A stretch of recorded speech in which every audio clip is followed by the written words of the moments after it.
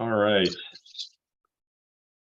It should be a short meeting, but go ahead and roll call us in, call us to order. There we go. Director Eisenhart, Here. Director Edwards, Here. Chair Anderson, Here. all Thank you. committee members are present. Joel, we have no attendees? None. Okay. Oh, we have, I believe it's just loading up right now. Yeah. Couple attendees. Sorry to be late. My computer is like crashing every time I'm in Outlook or Word, so. Yeah, I show 3 attendees at the moment. Okay. So at this time, the committee welcomes your public comment on matters not listed on today's agenda. Please raise your hand. And Chair Anderson, I see no raised hands. okay, thank you very much. This is the meeting of the Water Demand Committee on April 6th, 2023 at 1:30 p.m. And we are in session. Are there any additions or corrections to the agenda? There are none. Thank you.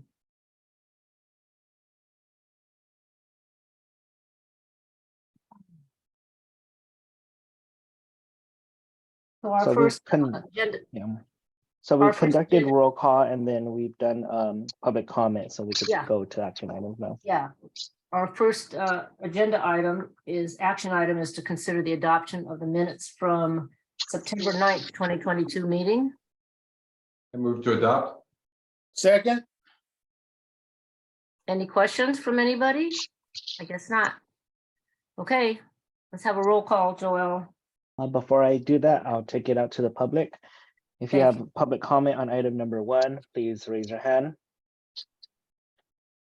Chair Anderson, I see no raised hands, so I'll conduct the roll call vote.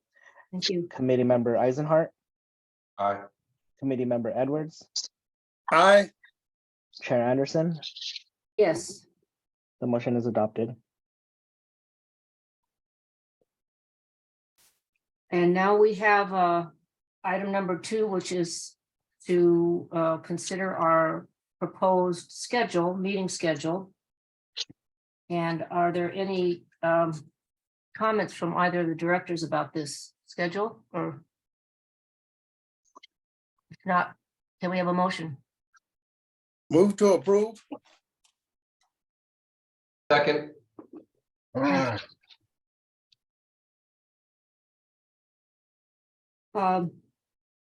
Joelle, I don't suppose you need any comment from the attendees about this?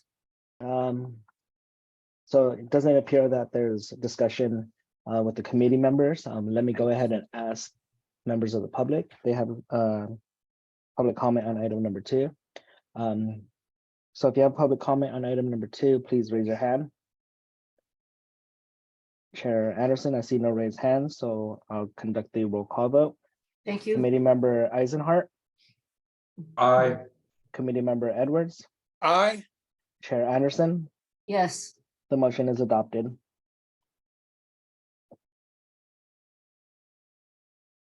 okay, so now we can proceed to the discussion items with General Manager Stolt. Yes, thank you. This first one, item 3, in relation to restaurant seating, we'll call on Stephanie Locke to present. Thank you and good afternoon, committee. The ordinance that the board, we've had an urgency ordinance in place since the lockdown back in 2020 that has suspended the district's enforcement of outdoor restaurant seating. We have in our existing rules, we have a limit on the number of outdoor seats that a restaurant can have without requiring a permit for additional seats. And that was suspended twice, and it will expire April 19th of this year. As far as follow-up to the expiration of the ordinance, We're planning to contact and let the planning departments know that the ordinance is expired. I'll also notify the Hospitality Association and the local chambers of commerce. As far as enforcement goes, it will go back to the way it was prior to the pandemic, where if we notice that there's a restaurant that's not compliant, we would enforce as needed. And at this time, really, the jurisdictions have gone back to pre-pandemic arrangements for the restaurants, other than the city of Pacific Grove and the Monterey Wharf. And the city of Pacific Grove is currently considering their outdoor dining ordinance and how that process will work. I've been involved with that and will continue to work with PG. Part of their proposed regulations will include sending restaurants to the district as needed. We do have a pretty complete list of the restaurants in Pacific Grove. And so if they exceed what they're permitted for indoor seats and outdoor seats, they would be sent to the district to get a permit. But I think overall, most restaurants have gone back into compliance at this point. And anyway, we're ready to let this ordinance just expire. Are there any questions from the committee members? Thank you, Chair. If this is going to expire, I hope we put some kind of action item or some kind of information item that the public may, or the cities may know that we're going to expire this, since we can't, extend it or anything we wanted to expire. So I hope with all those notifications, something go on the agenda that we publicly say what we are going to do. I wouldn't mind saying us make ordinance for the outside, but if it's going to be a problem or something like that, and we think we should go back to the old way, let's make it public and let everybody know so they don't come back.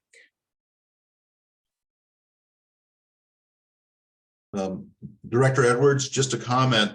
If we were going to create unique rules for outdoor seating aside from what we already have, the process concern there would be, how do we handle that under CEQA? We allowed these outdoor seating without any extra water burden, in part because we were acting under the emergency rules and the exemption under CEQA for emergency rules. So our existing protocols do allow outdoor seating, but for a specific debit against the allocation or a rearrangement of seating from the inside. So if we were to deviate from that process, we need to comply with CEQA, and that would be the procedural concern that I would have. Well, and we really have no reason to deviate from it. We thought it through. We did our environmental checklist when we made that change to our outdoor seating rules, and they appeared to work. The only place they won't work is if a parklet that exceeded the 50% indoor seating count is grandfathered by a city to keep going without the city recognizing our own outdoor seating rules. So that's the primary concern. I think from the public notification standpoint, if we send a letter to each planning department, Carmel's already shut theirs down. Monterey only allows the outdoor seating as part of their downtown specific plan sidewalk participation. There's a fee and so forth, so it's pretty well regulated, consistent with our rules.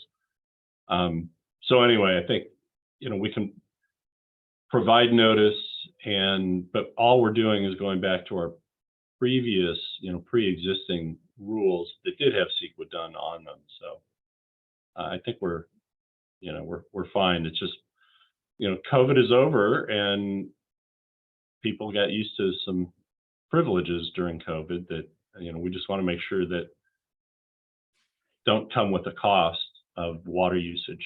So what'll ultimately happen, to be honest, is our staff will go stroll the newer outdoor seating and do a seat count and make a determination whether it's compliant with our rules. Same thing we used to do during the last drought where Don't we sip got in trouble water. yeah, where we get, what did Paul Miller say? We were impersonating customers. Okay, only thing I'm just asking is everything that y'all just said, we say it publicly. If it's wrong, we say it. We're not going to change anything. Yeah. And we say it publicly where everybody can know it, and it goes on record. May I, to respond to Director Edwards, is there any reason, General Manager, why that could not be an item in your report that puts the public on notice, which I think is what Director Edwards wants, Yeah. without getting into the CEQA stuff yet, because right now it's just staff to staff. Yep. We will do that at the next full board meeting. So I have a comment, Chair Anderson. So the parklets, right? Is there any situation that anybody's aware of where there was an investment in a parklet and now that's getting torpedoed because if not the municipality, certainly the district sunsetting this emergency? Yeah, that's a great question. Not that we're aware of at this point. Yeah, nothing related to our rules, but there was a lot of grousing when Carmel finally shut theirs down because there was some significant investment, dollars and contractors, and some of them were built to last, some of them were not, but the ones that were done really well, I think there was disappointment that the program got discontinued, but again, that wasn't as a result of our rule. And Yeah. I think any parklet that it is permitted for outdoor seating probably won't run too far afoul of our rules, but they may have to take 4 seats down or 6 seats down or something. But we'll monitor that one. But I noticed that, like I noticed downtown Monterey, right? My division here, the parklet outside of the brewery, I forget. Alvarado. Alvarado, it's gone. And I was like, my wife and I were walking down, we're like, whoa, it's gone. It didn't seat that many, to be honest. It maybe you could see 2 people at a table, and there was like 3 to 4 of those tables on the parklet side. And it's gone. Frankly, as a pedestrian, it was great because it was like running a gauntlet trying to walk on the curb there. Yeah. But I noticed it was gone. And so, on the other side of this, besides that, whatever that investment was for the parklet and whether or not they're, getting permits and all that. What from the rest, the tenants, obviously, less capacity, right? And just that's sort of my final comment. Yeah, and that could have been a something related to their use permit, because I think Monterey closed the door to their permissive COVID regulations. And Alvarado's got that beer garden in the back, so people Lovely. Right. Outdoor seating options. So. No, they got tons of seating. I mean, I guess I'm saying is, just from the restaurateur, the restaurant tenant perspective, unless they own the building, right? But it's going to be less capacity. Obviously, it's been shut down mostly, I guess, everywhere. You're saying just PG. PG, as far as I know. And then separately on the enforcement side, even with a kind and gentle hand, who gets the bad news? Is it the tenant or the landlord? Both. Our rules we enforce on the property owner, but clearly the tenant is also involved. So we would notify both. So I just would like to be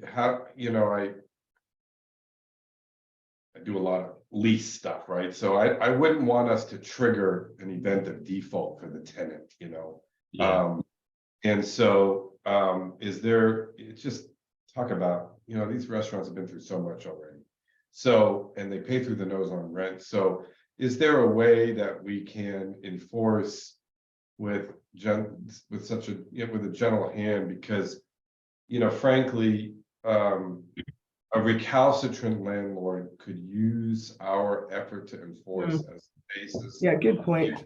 To terminate the lease. I would love to be able to see a, I'm concerned about that, even Yeah, if one tenant gets nailed because the landlord uses this as a pretext to get rid of. Yeah, the we can certainly make an effort just to contact the management of the business first. And then if we find that there's a second instance, at that point, we do need to go through our enforcement process. But I'm happy to contact management before we go with a stick. So, right. I mean, and thanks, Stephanie. I don't know how everybody else feels about it, but that part would make me feel absolutely horrible. Like I said, if a recalcitrant tenant, landlord rather, would use this as a basis for an event of default and terminate a lease. Yeah. Is there any way, General Manager Stolt, that we can take everything that myself and Ms. Locke just talked about and make it some kind of a written policy before somebody who's, maybe Ms. Locke is out sick one day, somebody didn't know the unwritten policy? It would be terrible. It would just be terrible. Yeah, we could. I mean, it is a written policy, and what usually happens is properties that are really dependent on outdoor seating versus indoor seating, when they first get their permit, and this would go to Dust Bowl Brewing down by the old Sierra Pacific Railway Station, or even to Fieldworks, which is 100% outdoor seating. When those businesses were first permitted, we worked with them and the city on making sure they were consistent with the district rules. So the only concern I have is during COVID, when we canceled all rules and went to the wild, wild west, did somebody open a business or make a huge tenant improvement based solely on outdoor seating, that now our rules would take away? I wouldn't say it's a taking, because our rules existed previous to COVID. But if you only rely on an emergency regulation, or a waiver of a regulation in an emergency, you have to expect that you may go back to the non-emergency setting, and our rules aren't changing from that. So I'm a little hesitant, because I don't think there's going to be any impact, but Well, how about this? we're going to How have to about go this? look. Sort of maybe expanding on Director Edwards's concern. What about, a gentle notice to all restaurants that we know have, that just FYI, we're sunsetting. Yeah, we were going to put it out to the chambers and to the MCHA, to then relay to their members. I would assume almost every restaurant's a member of the MCHA, but probably not all active participants, but I'm sure they're getting their association emails. But yeah, we can do something like that. I know we have a mailing list for restaurants. Stephanie. Right, which would be just perfect. I mean, if we could send a general love tap on the shoulder, hey, notice of sunset of emergency, you got away with this, but now you can't, type stuff. And yeah. Just to, anything we can do that's not unreasonable effort on our part to avoid having to do any enforcement, everybody wins, right? I mean, yeah. Just one more question for me is this. If it get hot with this kind of weather that we've been having, and these restaurants start getting packed, and with the scare of COVID could come back with all those people packed in there, is there any reason we couldn't just say, do we have to wait for the county to make it an emergency, or can we just flat out say, okay, we'll let you do outdoor seating?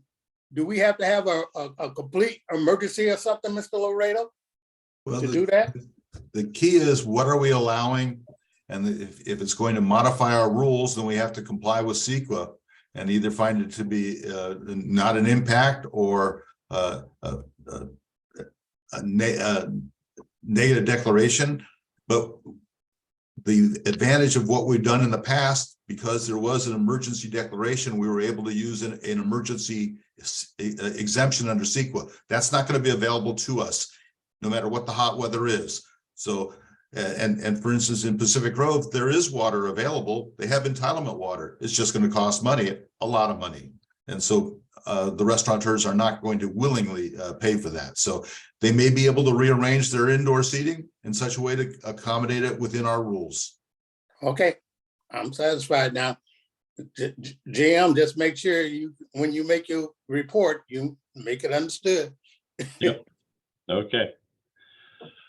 Yeah, This- I'm satisfied with that decision. I think that we can make it, I mean, as Dave said, put it in the notices to the hospitality and business leaders, and to put it on in our agenda. People that are interested, they can find out, maybe even notice it on the website, but that is good. That's good public relations. Yep. Thank you.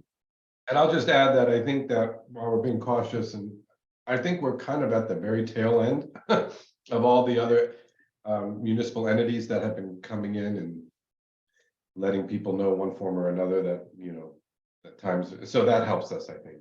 Yeah. Not a surprise to anybody, obviously. Exactly. It's not And that like helps us. we're not the first ones announcing COVID is over. Correct, we're the last. Correct. ones. Yeah. And I like that. That makes me feel better too. Public comment? Yes, so if you have public comment on this matter, please raise your hand. Chair Anderson, I see no raised hands, so I'll return this back to the committee. Okay, I guess we have a first and a second. It's been so long we talked, I can't remember. Oh, we don't need it. Oh, It's just, we don't it's need just for that. discussion. Yeah. Okay, thank you. That's right. This next item, an update on the phase 2 proceeding on supply and demand.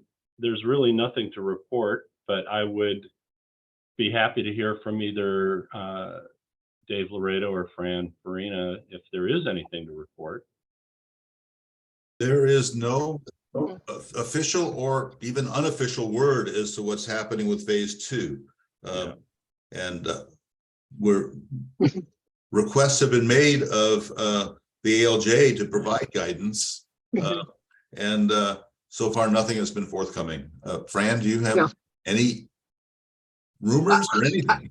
I would just amplify that Cal-Am jumped in with an email communication to the ALJ. You know, we're ready to proceed with phase 2, but the schedule we had before is outdated. Provide us with new dates or, you know, something. And the other public entities said, wait a minute here, so much has changed since we submitted testimony. And decisions have come out of the PUC that we need to come back before you, administrative law judge, to have another pre-hearing conference to determine when an evidentiary hearing will take place, whether supplemental testimony can be presented, and those kinds of specifics. And we've been sitting and waiting. And I think part of the wait had to do with the issues associated with phase 1 on the, at that time, unsigned and unresolved amended water purchase agreement. So we're waiting on phase 2, waiting. Yep. Thank you.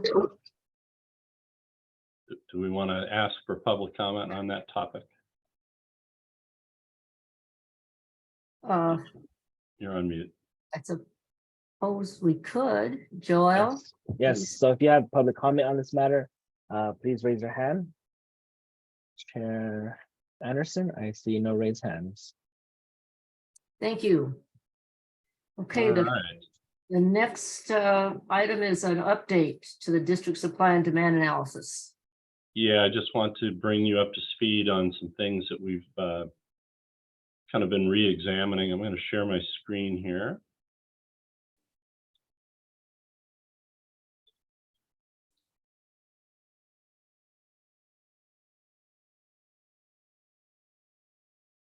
Okay.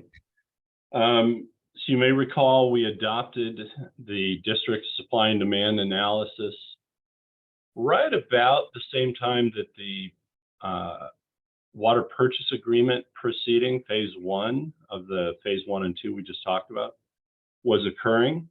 And that supply and demand analysis was built heavily on the population forecast and the job growth forecast in AMBAG, or the Association of Monterey Bay Area Governments, regional growth forecast dated 2020, which ultimately was approved in late 21 and used as the basis for their Metropolitan Transportation Plan, which is a 25-year planning document, and was alluded to be incorporated in the 6-cycle RENA process, which I'll explain a little bit in a second. So we had an adopted residential demand based on population in 2020. Let's see if I can get the little laser pointer. There we go. So we have population data. We have population data out in the future from the regional growth forecast. Each individual jurisdiction has different growth rates as a result of where population is expected to land. And then we can take the total, which this number, by the way, corresponds to CalAM's Urban Water Management Plan as total number of people served in 2020.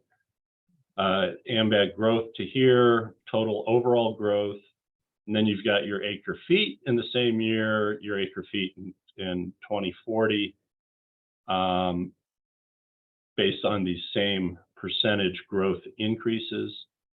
And then we recognize that certain jurisdictions, Monterey, Seaside, and Delray Oaks, and part of the unincorporated county could be served by others, non-CalAM. So there's a decrement to the total, and you get a total overall forecast for population increase.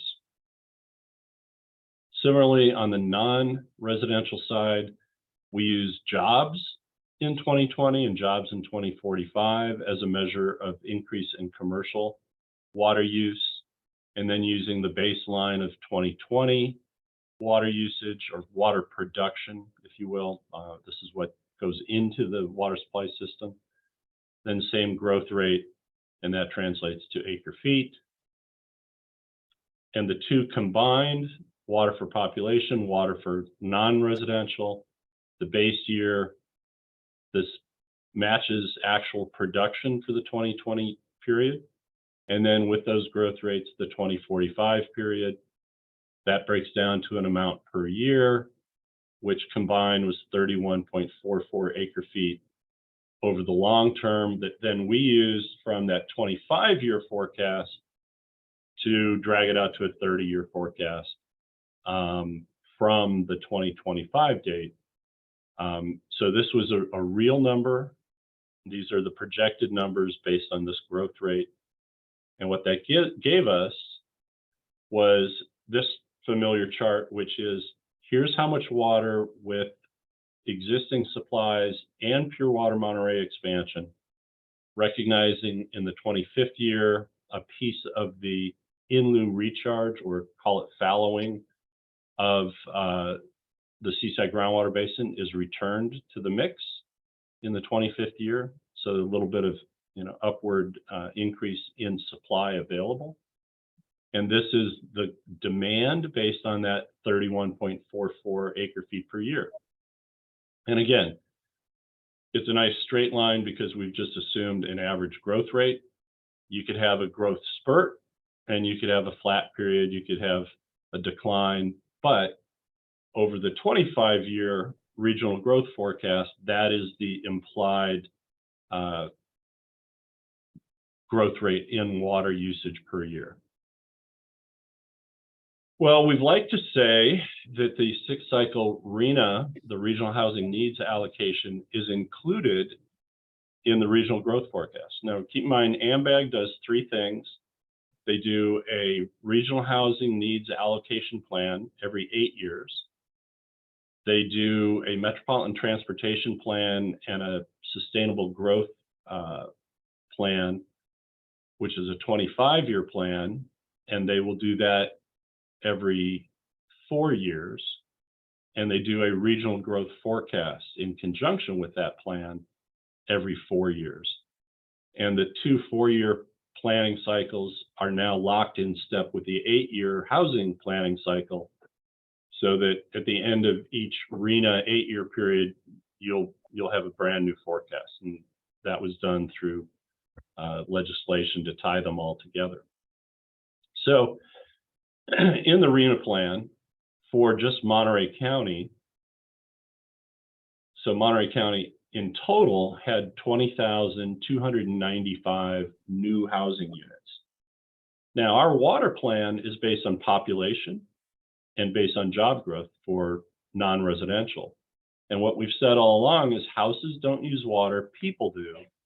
So we've hung our hat on the population forecast. And keep in mind, the regional growth forecast that AMBAG does has been tested against State Department of Finance models, other models, 3 other models, so that there's 4 models that are giving very consistent results. So we know that the population numbers can be believed to be objective and third party. But as it comes to housing, one of the things we checked is, well, okay, the total in Monterey County is about 20,295. And in the RHNA, the 6-cycle RHNA document itself, page 13 says, discussing timeline, that one of the milestones is in May of 2022, AMBAG releases its final 2045 Metropolitan Transportation Plan, Sustainable Community Strategy, accommodating RHNA. So this RHNA plan says they're going to adopt a 25-year MTP that accommodates this cycle of RHNA. So that's a positive, because that means that the drafters of this housing element are also saying it's going to be accommodated in the 25-year regional plan. Then you go to that 25-year regional plan, and in it, it says this, the 2045 MTP/SCS includes an updated RHNA, names it, it's the 6-cycle RHNA. And so it's affirming that it includes this new 6-cycle RHNA in it. And it goes on to say that Monterey and Santa Cruz counties have enough housing capacity to accommodate the RHNA allocations. The allocations do not exceed forecasted growth and can be accommodated through infill and redevelopment. Now, the reason they do this 25-year plan is they're in effect looking, how can our transportation system accommodate this population growth and this housing growth? So we need to look long-term at that increase in people and housing and transportation patterns and figure out, what's our plan? What's our transportation plan? So also in the AMBAG Metropolitan Transportation Plan Sustainable Communities Strategy, they have tables of population, of job growth, and of housing units. And we can look in the housing units and we see that from 2020 to 2045, in Monterey County, there's 23,564 housing units, which is 3,200 more than RHNA. So you can say, all right, RHNA has been accommodated in the long-term forecast. We all know that the housing isn't intended to be built in the 8-year RHNA period. That 8-year RHNA period is supposed to entitle housing to be built in the numbers that are in the RHNA document, but there's not a jurisdiction in the 58 counties of the state of California that expect all of their housing demands in that 8-year cycle get built in that 8-year cycle. So the rule of thumb, the test is, well, the total in their 25-year plan exceeds what's in the RENA. So I guess all of their statements about accommodating RENA must be true. And then, of course, the source of this table in the Metropolitan Transportation Plan is the regional growth forecast. And that's the third tie back to all of these things being consistent. However, Dave, yeah, go ahead. Can I ask just a tiny question? Can you explain to me the 8-year cycle? I don't understand that. Right. So what's called the regional housing needs allocation cycle, so we just finished the 6th cycle, is every association of governments, or in some cases a council of governments, has a duty under state law to accept from the state Housing and Community Development Department a number for how many housing units need to be developed in your region, and has to have the housing element of the general plans of the cities and the county modified, and any other legislative fixes to entitle housing at these numbers to be accommodated. And so the state comes up with a total number, and then it pushes it down to all of the regional planning arms, and then the regional planning arms dole it out in that 8-year period.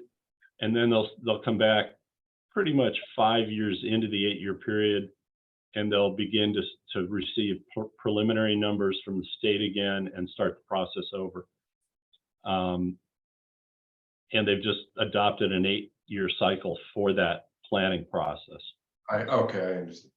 All right. So what we discovered is all of these statements made by AMBAG that all 3 of their processes are consistent with each other, and specifically the RENA numbers fit within the 25-year forecast. But then we took a deeper dive or a closer look at these numbers, and we said, okay, here's 2045, here's 2020. Let's see the difference for our cities. And what we discovered, as an example, here's the city of Monterey. 14,549 minus 13,705. That's like 900 and some odd. Well, they've been told in the RENA cycle that they need 3,600 new housing units. So what we've discovered is when AMBAG pushed their regional number, which had more than enough housing units to accommodate RENA in it, and pushed it down into jurisdictional tables like this, they didn't cross-check very well to see if these results matched the 6th cycle allocation for each of the cities. And we were concerned. So what we did is we looked at, here's the regional growth forecast, that table I just showed you. And here's what it shows for 25 years of housing growth in Monterey, Pacific Grove, Carmel, Seaside, Delray Oaks, Sand City. And here's what's in the RENA allocation. So a big miss in Monterey, a big miss in Pacific Grove, a big miss in Carmel, a gross understatement or overstatement in the regional growth forecast for Seaside. And basically, if you added the same 300 here for the county up here, you'd see it's about 2,200 housing units short. Well, that made us say, all right, even though people use water, not houses, the only way you could get to the same conclusion would be you have lower density, fewer number of people living in these housing units under these numbers than under the regional growth forecast numbers.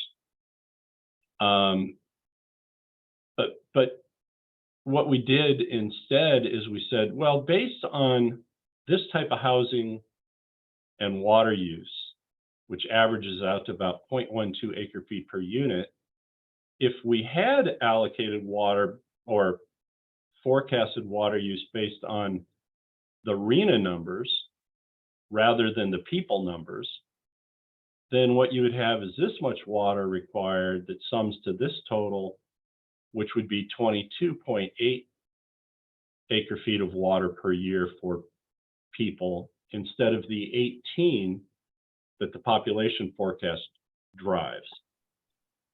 So we know that there's a little bit of an inconsistency, 4.8 acre feet per year. Problem is, that's only 144 acre feet over 30 years of our forecast. So what we've discovered, even though we rely and we hang our hat on population, we discovered that the tables that demonstrate housing don't necessarily align with that RENA number, but it's inconsequential. It's 144 acre feet over 30 years. So our conclusion is we really don't care if there's a difference in how they've allocated housing units, that we're probably perfectly fine by emphasizing population and people over housing units. And the difference between a housing unit approach and a people approach isn't enough to tip the needle or to move the needle on the work that we've done. But it's something we should kind of know about and be ready to address, because I would say, if I'm the city of Monterey and not looking anywhere else, I'd say, well, wait a minute, your regional growth forecast really undersells what the RENA does to us. And, obviously they ended up putting a lot of these housing units in the growth forecast into Seaside, and they just didn't balance it very well. But as I said, overall, it's still short in the housing, in the regional growth forecast for housing units. So anyway, that's conclusion number one. And then we said, well, okay, how much room do we really have in our supply and demand forecast? And we said, what if we just double everything in the AMBAG forecast? So if you remember, the early was based on 31.44 acre feet in growth per year, which is what the regional growth forecast equates to. We just said double it, just for the heck of it. So twice as many people, twice as many jobs, twice as much commercial use. So this is probably very unsustainable, but it was just a what if. And what this shows is our demand still is less than the available supplies with just the Pure Water Monterey expansion and no desal plant. So again, our general conclusions would not change, even if you saw an immediate uptick in the growth rate, perhaps even a little bit beyond what's predicted by the AMBAG regional growth forecast, that we can actually accommodate being wrong by a factor of 2, which, we don't think is very likely. But, it's a positive outcome as well. And I think that concludes my discussion, but that's an update. I think that we as a Water Demand Committee should understand that, there will be those folks who say, oh, you didn't capture RENA correctly. And, our response is, we captured population correctly, but even if we didn't get RENA right, it's not our fault. We relied on the fact that these documents are all supposed to be consistent with each other. But even if we assign more water, it's inconsequential to our conclusions. And in fact, our conclusions are robust and can handle that overall doubling of everything. So and that's it. Go ahead there, Chair. I have a question. I'm wondering how, as far as the numbers are counted for residents versus non-residential, are all the increases in non-residential, are all those people assumed to be living elsewhere or living here? It seems additive, yet that doesn't make sense to me. Yeah, I think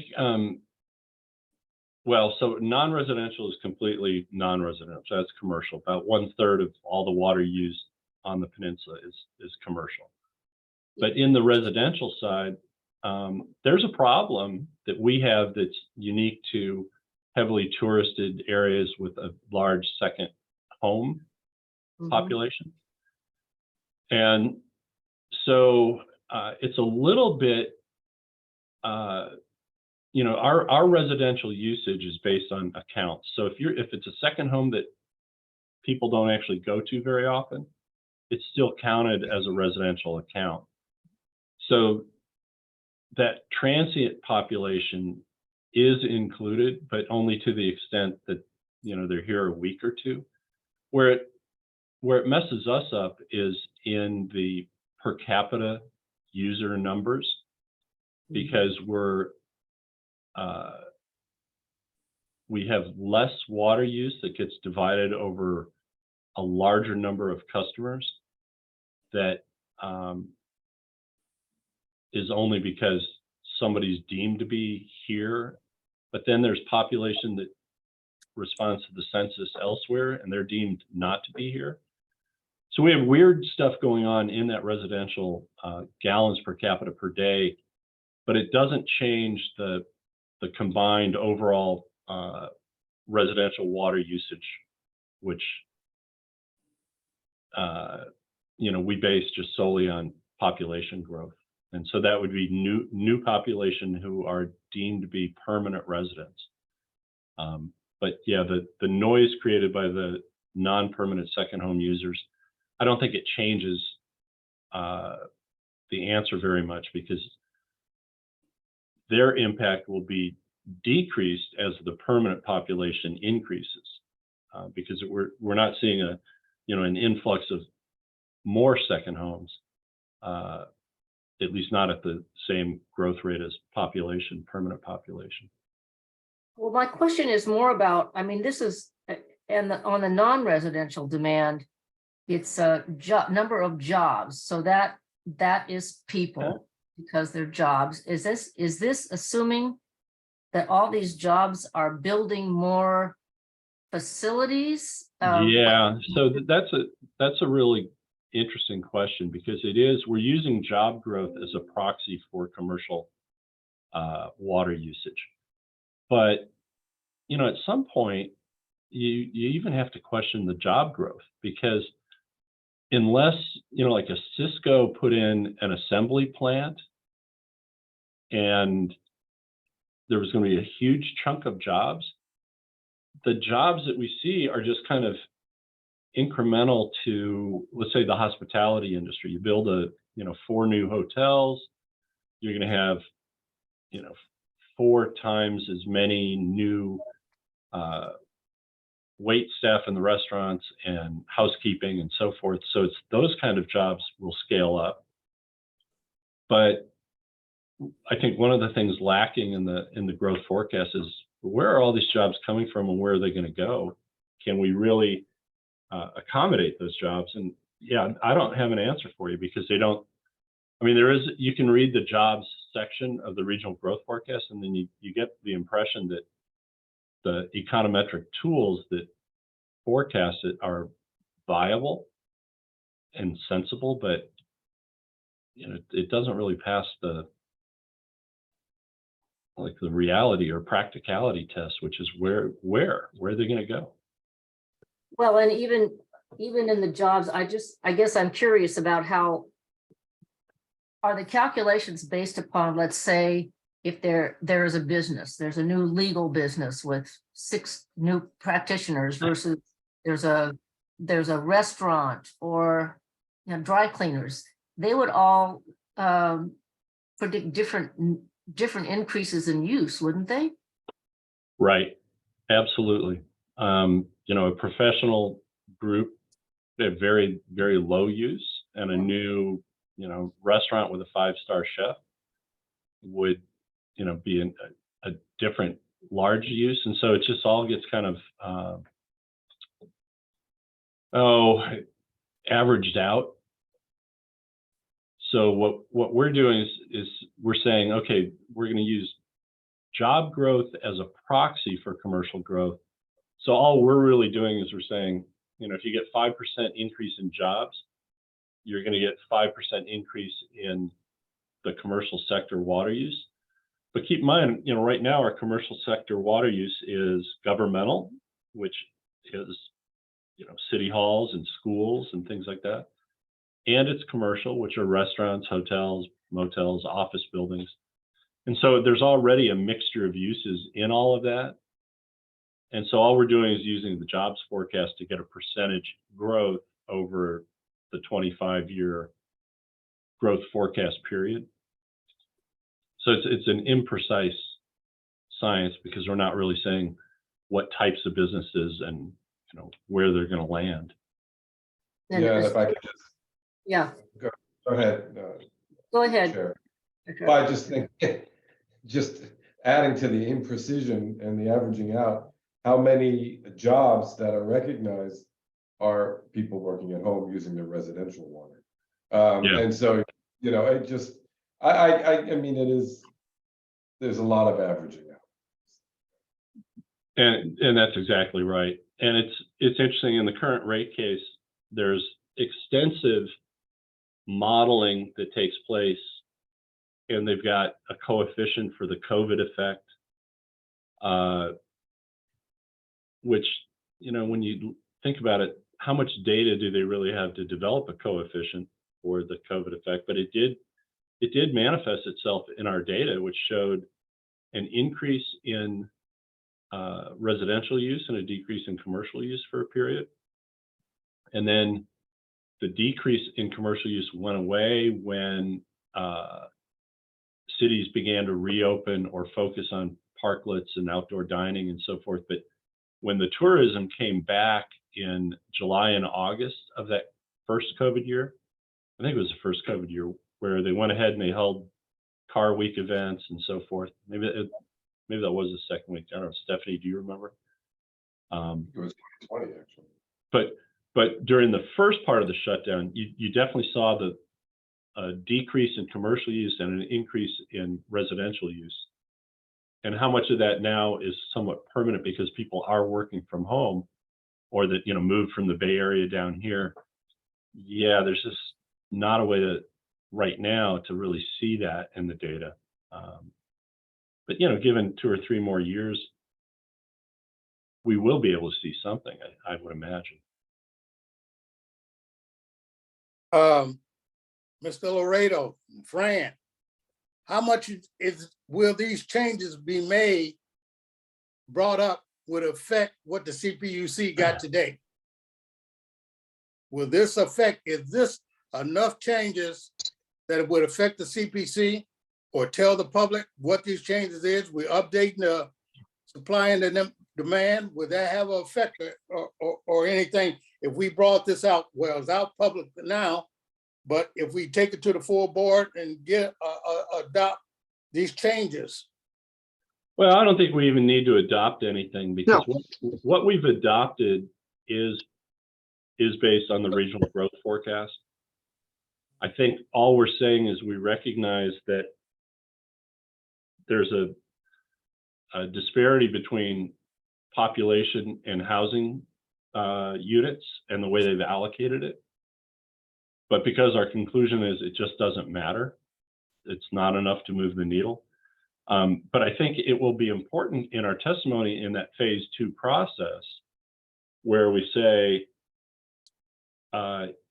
even if we've underestimated the arena units, and again, we didn't underestimate them, but even if the arena units are somehow underestimated by AMBAG, that the impact, if you shifted to houses using water versus people using water, is only 4.8 acre feet per year. So it's a non-issue. So, you know, we'll have testimony available to us on that. This will be key before the PUC in that phase 2 proceeding. Yeah. But if I can say that the testimony was already served on all of the parties, which is why as soon as Cal-Am said they wanted to get the hearing dates set, we said, wait a minute, you know, things have changed dramatically. This being one element of it. I think what you've seen is how complex the methodology is to try and determine supply and demand. And of course, CalAm doesn't follow this. They follow other things, which is where the CPUC usually falls. For example, with their urban water management plans. You know, that's a document that they believe is set in stone. And so when the district, through our general manager, tries to argue, these are how the numbers are created. This is what, you know, we know about water use. These are reasonable projections, not what CalAm is showing you. We have a lot of, as Desi Arnaz used to say, we have a lot of splaining to do here. And it requires us to provide supplemental testimony. That would be the best approach. And we have not had that opportunity. Responding to your specific question, I don't believe that the board needs to act or make a policy. These are extrinsic facts that are have independent relevance. We don't need to do anything as a board to endorse them. Okay, myself, I like the full board to hear it. Yep, certainly informing the board Agenda it. and the public. And the public, and personally, my opinion, if this changes, I'm gonna adopt it. If you say you're gonna need it in phase 2 or whatever, I'm gonna re-adopt it to make sure that it's in there and the public know, and we made it part of the record. So, you know, hey, we try to skate around this stuff, but I believe you lawyers. I got 3 on now, but hey, if we need to change and adopt, we need to adopt it. Stop saying it doesn't matter or whatever, but in phase 2, I'm gonna need it. You telling me? Again, I don't think we need to adopt, because it's just simply an argument that others can make that if you overly rely on AMBAG, that AMBAG, despite what they said, appears to not have included all the RENA housing units in their housing unit table. But you only have 2 choices. One is you go with the population forecast, or one is you ignore people and you use a housing forecast. We've already gone with the population forecast, and so there's no reason to want to deviate from that. But having the answer as to what the deviation might cost if you did go to a housing-based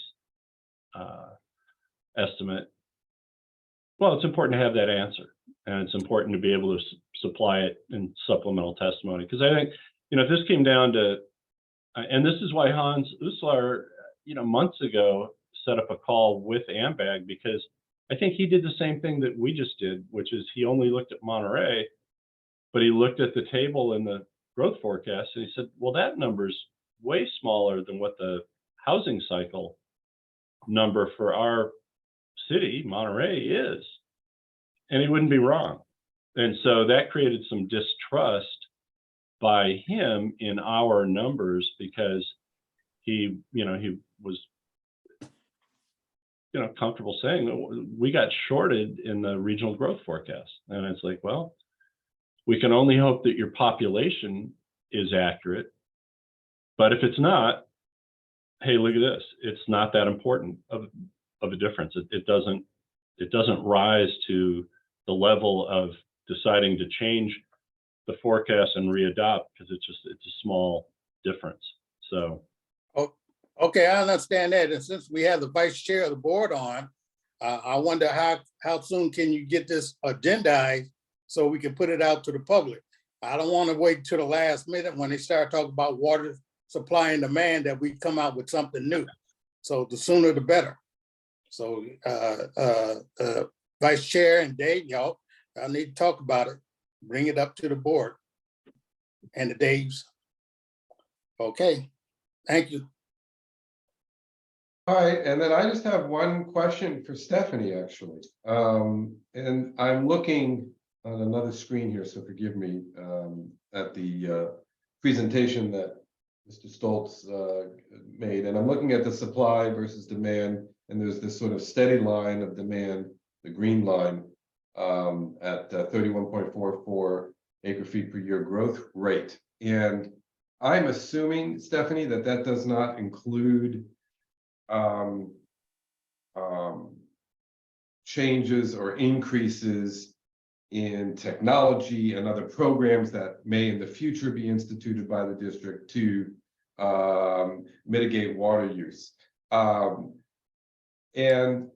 here's my question, sort of relates to that, but it's more, what do you see technology-wise in the near future, in the foreseeable future?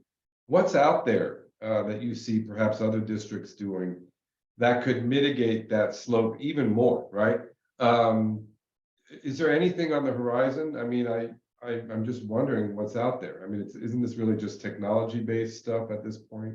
Well, that's a really good question. And it's getting harder and harder to identify ways that we can reduce use on the peninsula. There are currently, my staff is currently enforcing the commercial retrofit requirements. And so I think there are still a lot of uses out there that have not met those requirements. And so as we get compliance with that, we're going to see the commercial use drop. And then the only other really big thing that I know of right now is that I've wanted to put into place some kind of a pressure reducing valve program that would affect a lot of people because of the different pressures in the system, the CalAm system. And I think we would see some significant water savings on that end. But technology-wise, I don't really see a lot of changes coming in. So I don't think flow rates and that kind of thing are going to change too much. But I do think the pressure program would make a difference. Yeah, we'd like to. Go ahead, Dave. I was just going to say, we'd like to get the installed base of high efficiency clothes washers to be increased. We've had on our books for about 3+ years to inventory the common laundries. So in condo complexes, apartment complexes, and so forth.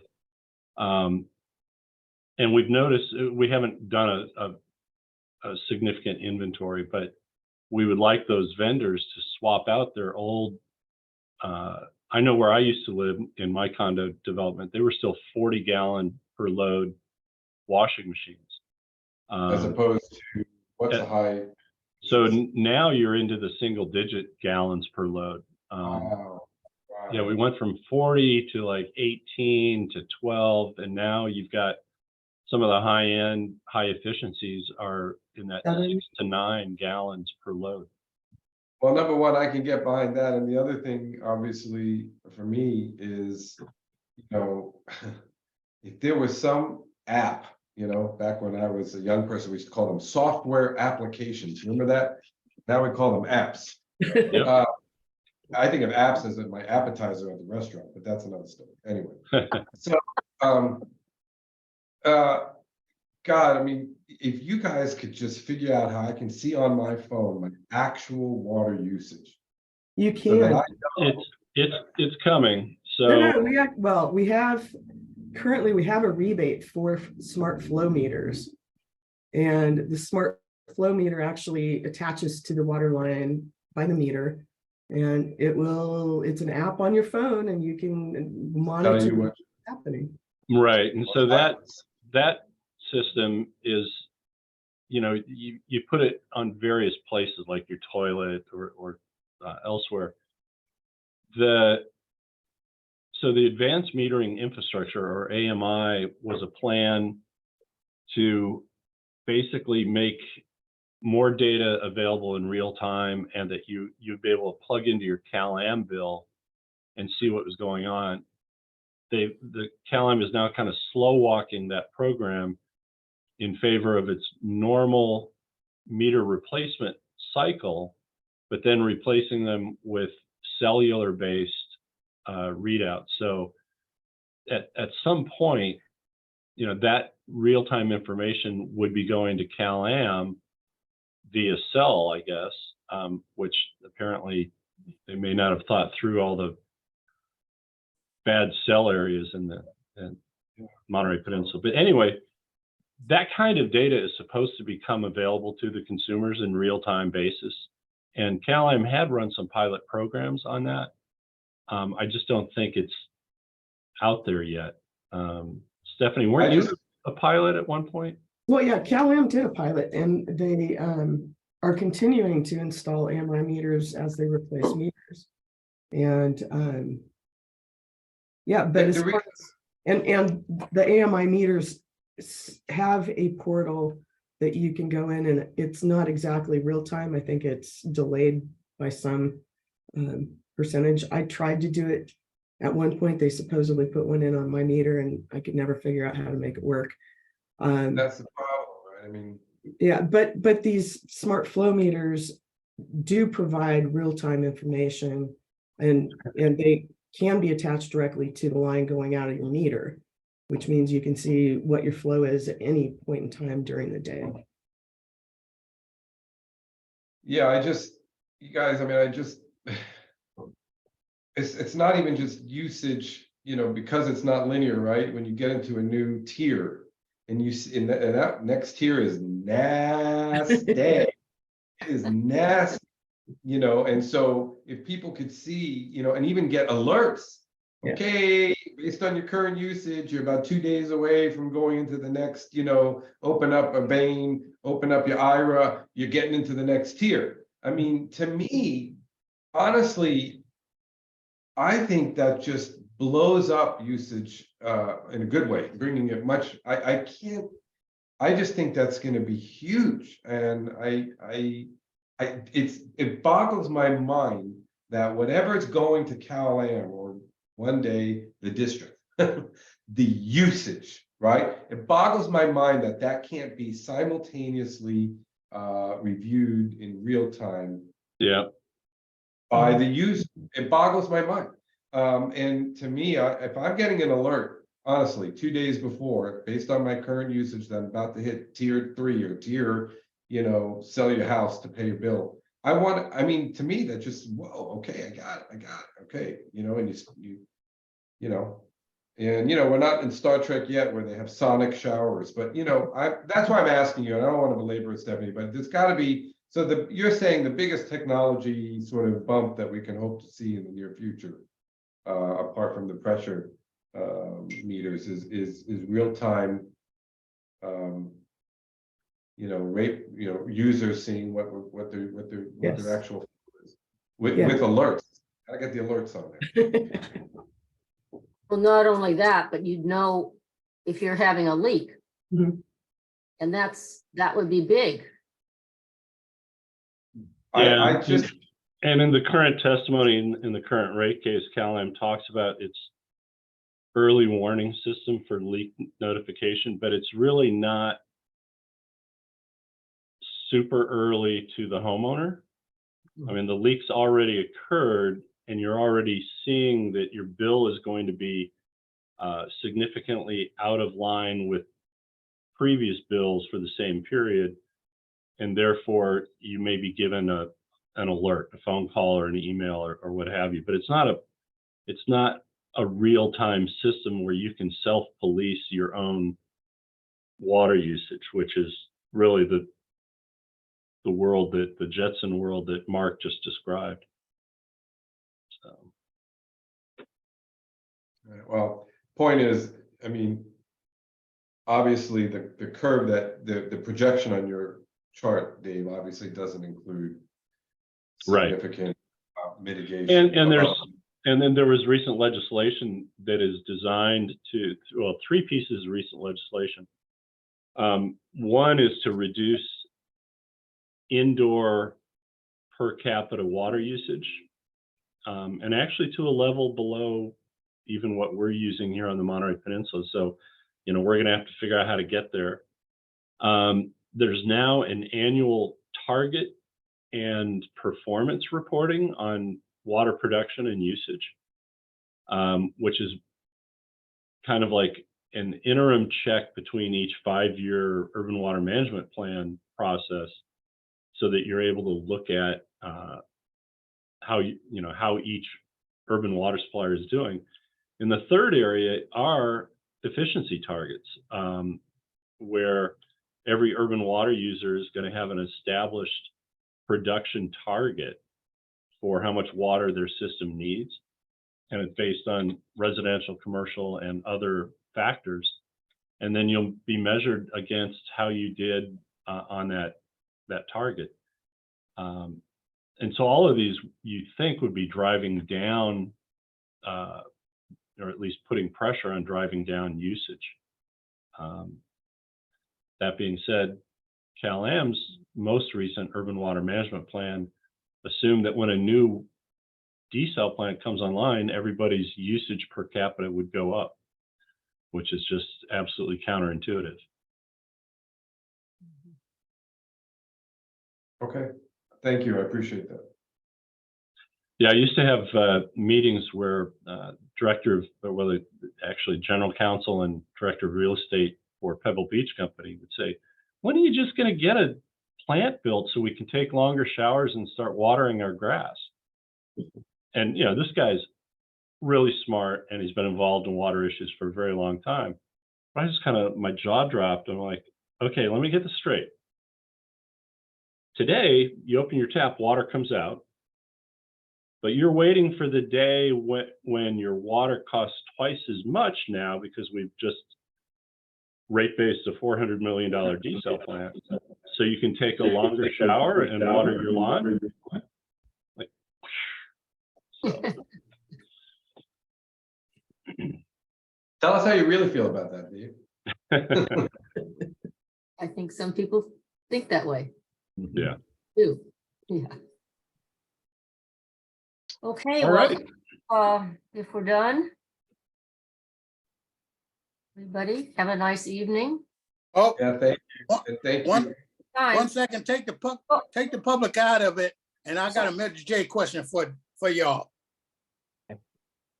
Yes, so if you would like to make public comment on this matter, please raise your hand. And Dave and Stephanie Locke, if you could help me out, something strange happened on my end.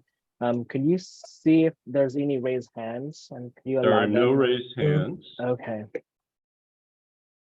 Okay, so there's no raised hands, Chair But Anderson? we do thank Susan and Tim for joining us. Yay. And for staying the course. So if I understand, Madam Chair, we're going to stand adjourned, but Mr. Edwards has a question that he'd like to ask after the public's. Okay, Right. so Nothing to do with water demand.